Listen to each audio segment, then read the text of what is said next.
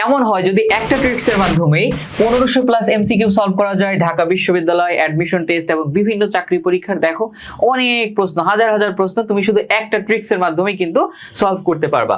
সেটা কি? সেটা হচ্ছে পিটাবা। এই যে দেখো এখানে কিন্তু তোমার মোটু পাতলুকে পিটাচ্ছে। সো পিটাবাটা আসলে কি? দেখো পিটাবার এই পিতে হচ্ছে প্রিপজিশন তো তোমরা সবাই চিনো, ফর, উইথ, বিফোর, আফটার, এই যে প্রিপজিশন গুলো আছে।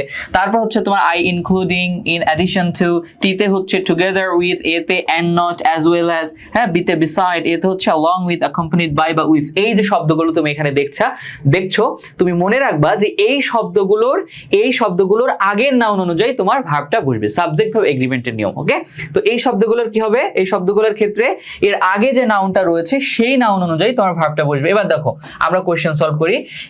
ঢাকা বিশ্ববিদ্যালয় বি ইউনিট বিগত সেশনের প্রশ্ন, একদম বিগত সেশনের প্রশ্ন, গরম গরম প্রশ্ন। দেখো এটা আমরা সলভ করি। ধরো আমরা এটার অর্থ জানি না, এরপরও সলভ করতে পারবো। এখানে দেখো along with রয়েছে, পিটাবার কি রয়েছে? along with রয়েছে।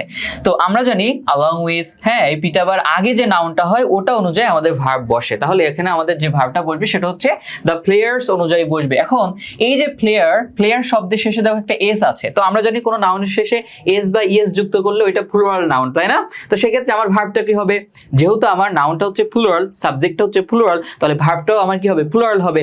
এখন তুমি অপশন দেখো সব সিঙ্গুলার ভার্ব। এই যে কোনো ভার্বের শেষে মনে রাখবা, কোনো ভার্বের শেষে এস থাকলে ওইটা হচ্ছে সিঙ্গুলার ভার্ব। যেমন হচ্ছে এস, এই দেখো এস, এই যে এস, সব সিঙ্গুলার ভার্ব, এর জন্য সবগুলো কি বাদ। তাহলে আমার সঠিক অ্যান্সার হচ্ছে এ। দেখো অর্থ জানা লাগছে না, আমি কিন্তু অ্যান্সার করে ফেলেছি।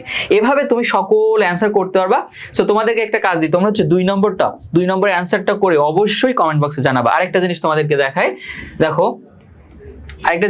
দেখাই, তোমরা যারা অ্যাডমিশনের প্রিপারেশন নিচ্ছ, 26 ব্যাচ বা 27 ব্যাচ, যে ব্যাচই হও না কেন, তোমার ধরো ইংলিশের বেসিকে অনেক সমস্যা, তুমি ইংরেজি পারো না, তুমি হচ্ছে ইংলিশে উইক, ভয়ে আছো যে আমার দ্বারা আসলে ঢাকা বিশ্ববিদ্যালয়ে চান্স পাওয়া সম্ভব কিনা, আমার দ্বারা হবে কিনা, ঢাকা বিশ্ববিদ্যালয় না হোক অন্য ইউনিভার্সিটি হবে কিনা, এই নানা রকম টেনশন, হতাশা যাদের ভিতরে কাজ করছে, যারা অনলাইন বা অফলাইন বিভিন্ন কোর্সে ভর্তি হয়েছো কিন্তু কিছুই বুঝতেছো না আর কি, মাথার উপর দিয়ে নিচ দিয়ে যাচ্ছে, ভিতর দিয়ে যাচ্ছে না, তোমাদের জন্য সুখবর হচ্ছে এই যে আমি কিন্তু তোমাদের অ্যাডমিশন ইংলিশ যে কোর্সটা আমি নিয়ে এসেছি, এই কোর্সে একদম বেসিক থেকে হাতে কলমে ধরে প্রত্যেকটা টপিক শেষ করাই দিব।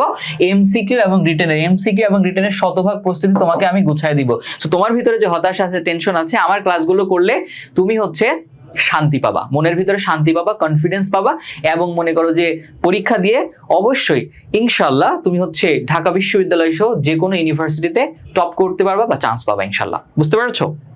ওকে, তো তোমার যেটা লাগবে সেটা হচ্ছে আমার ক্লাসগুলো সবগুলো করতে হবে, একটু ডেডিকেশন দিতে হবে। আমি টিচার হিসেবে এখানে বেশি ডেডিকেশন দিব, সেই হিসেবে আমার থেকে বেশি ডেডিকেশন তোমাকে দিতে হবে। সো এই কোর্সে তুমি প্রিমিয়াম লেকচার শিট পাচ্ছ, তারপর হচ্ছে 1-to-1 মেন্টরশিপ, আমার সাথে সরাসরি যোগাযোগ করে সলভ করে নিতে পারবা যে কোনো সমস্যা, রিটেনের প্রস্তুতি পাচ্ছ, হ্যাঁ, ডাউট সলভিং ক্লাস হবে লাইভে। ওকে, এরপর হচ্ছে তোমার ডিসকাশন গ্রুপে নিয়মিত তোমাকে মনিটরিং করা হবে, হ্যাঁ, মেন্টরিং করা হবে। সো কোর্সের ফি হচ্ছে মাত্র 1499 টাকা, নর্মালি 2000 টাকা, ডিসকাউন্ট হচ্ছে 1499 টাকা। সো তোমরা যারা হচ্ছে অ্যাডমিশন ইংলিশ নিয়ে অনেক বেশি প্যারা আছো, একেবারে নির্দ্বিধায় আমার কোর্সে ভর্তি হয়ে যেতে পারো। মানে আমি বলবো এটা হবে তোমার জন্য অনেক অনেক বড় একটা বেস্ট ডিসিশন। তোমরা ভিন্ন কোর্সে ভর্তি হচ্ছে, আমার কোর্সে ভর্তি হয়ে ক্লাস করে দেখো, বা হচ্ছে আমাদের স্টুডেন্ট যারা অলরেডি এখানে অনেক স্টুডেন্ট ভর্তি হয়েছে তাদের কাছ থেকে রিভিউ নাও, তারপরে তোমরা ভর্তি হও। সো অন্য কোনো ভিডিওতে তোমাদের সাথে দেখা হবে। সবাই ভালো থেকো, হ্যাঁ, আল্লাহ হাফেজ।